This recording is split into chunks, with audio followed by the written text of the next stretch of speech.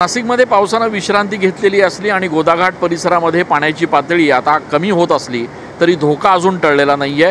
कारण नाशिकमध्ये आज दुपारनंतर पुन्हा एकदा मुसळधार पावसाचा अंदाज जो आहे तो वर्तवण्यात आलेला आहे आणि त्या पार्श्वभूमीवर सगळ्या यंत्रणांना आता अलर्टवर ठेवण्यात आलेला आहे। गोदाघाट परिसरात पाण्याची पातळी कमी होतीये। दुतोंड्या मारुती जो कालच्या महापुरामध्ये पूर्णपणे पाण्याखाली होता आणि आज सकाळी ज्या दुतोंड्या मारुतीच्या जवळपास छातीपर्यंत पाणी होतं ती पाण्याची पातळी आता दुतोंड्या मारुतीच्या कमरेपर्यंत पोहोचलेली आहे। त्यामुळे पाण्याची पातळी जी आहे ती निश्चितपणे कमी होती आहे। मात्र गंगापूर धरणातून पाण्याचा विसर्ग सुरू आहे। कॅचमेंट एरियामध्ये जर दुपारनंतर पुन्हा पावसाचा जोर वाढला तर गंगापूर धरणातून आणखी पाण्याचा विसर्ग करावा लागू शकतो आणि त्या पार्श्वभूमीवर गोदाघाट परिसरात पोलिसांना देखील तैनात केलं गेलेलं आहे।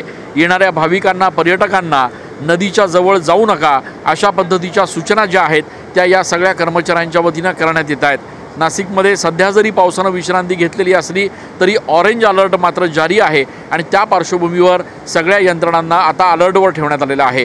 मंत्री गिरीश महाजन यांनी देखील काही वेळापूर्वी नाशिकच्या पूर परिस्थितीचा आढावा घेऊन अधिकाऱ्यांना सगळ्या यंत्रणांना सूचना देखील केलेल्या आहेत।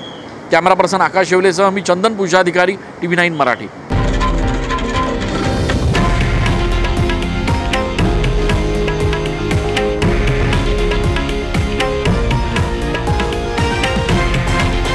हे आहे देशातील नंबर 1 न्यूज नेटवर्क आणि आपण पाहत आहात TV9 मराठी, एकमेव।